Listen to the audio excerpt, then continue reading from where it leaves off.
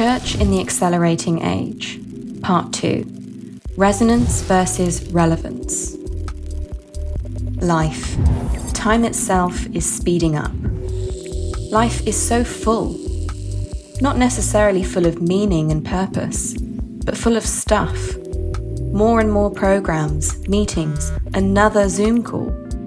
And then there is stuff we feel we should be doing but don't have the time for. Reading, exercise, study, prayer. We feel guilty that we're not using our time well. Even fear that time is using us. Caught inside this, we can feel sick, like we have a time sickness. Maybe the issue with our churches isn't necessarily decline, but this time sickness. But what is time sickness? Let's take a closer look.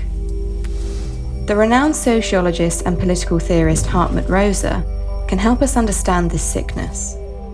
No one has articulated the speeding up of our lives more clearly than Rosa. He explains that our time sickness is caused by the acceleration of three interconnected areas: technology, social life, and the pace of life. We are surrounded by an astounding array of technological acceleration. The advances in transportation, communication, and production keep multiplying faster and faster. More flights, more products, and more ways to communicate with more people at the same time. We can do more and be in more places. More and more is available to us. While this isn't at all bad, this can even feel good. It does impose a surprising guilt on us.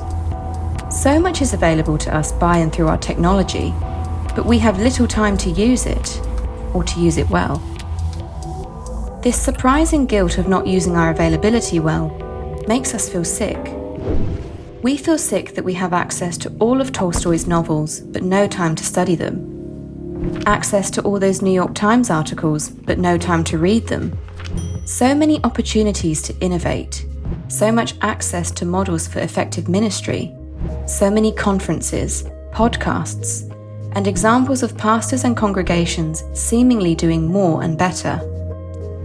We feel sick that we have the tools to reach everyone in our neighborhood, but lack the time to do anything about it.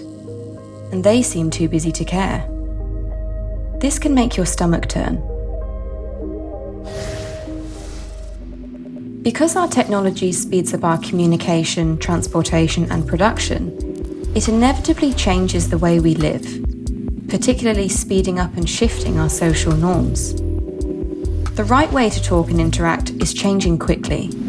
The words and views that are acceptable are constantly shifting. Constant change in social norms is fueling what's called a culture war. We feel this in our congregations with people on both sides of this war. It's a huge challenge for pastors to keep a community together, where some are speeding up and others are falling behind. And many are just confused, dizzy with time sickness, overwhelmed with how quickly things have changed. It feels like cultural vertigo.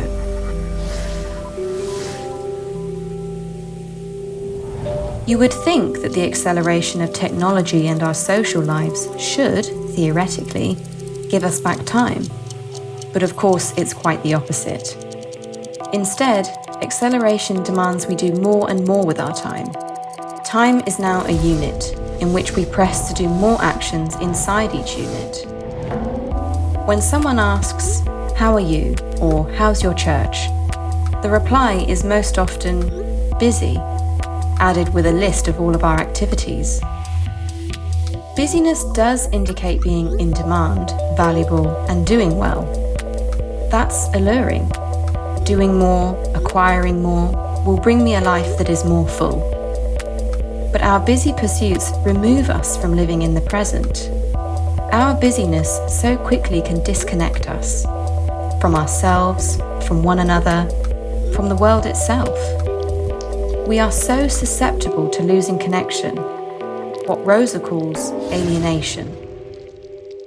Rosa warns, the danger, or cancer, of acceleration isn't speed per se, but the way speed alienates us from the world, from core human connection with one another and the world itself. This is the time sickness. It leads us to ask, when does our push for acceleration hit its threshold? Maybe it already has. On a larger scale, we are seeing rates of mental illness spiking, the environment in crisis, economic systems are unstable. So how do we respond to all of this? Many congregations are determined to speed up, to chase relevance. The best pastors are the fastest, the best congregations the busiest.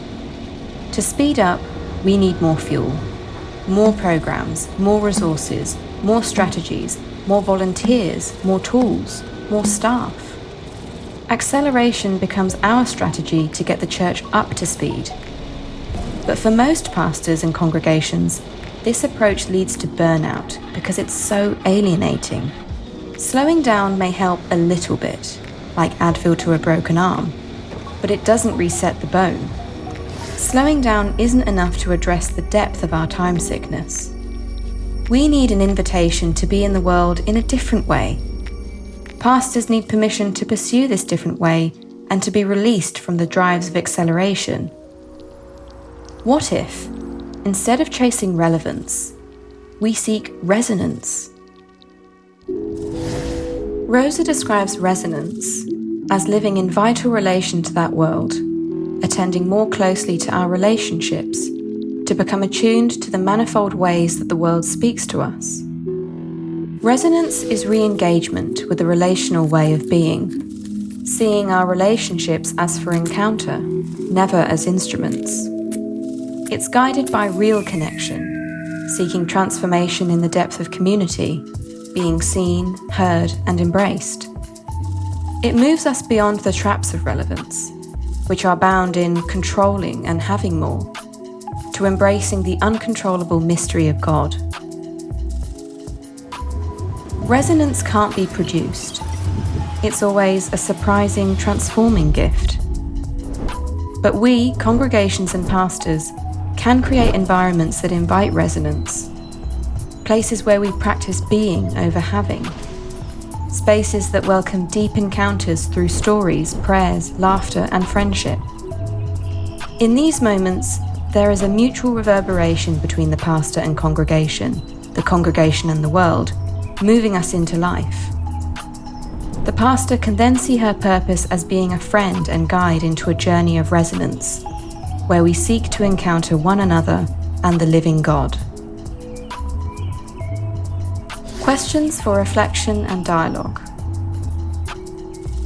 What pressures and tensions are you and your congregation experiencing due to the accelerating age? What does pastoral ministry look like when centered on resonance rather than relevance?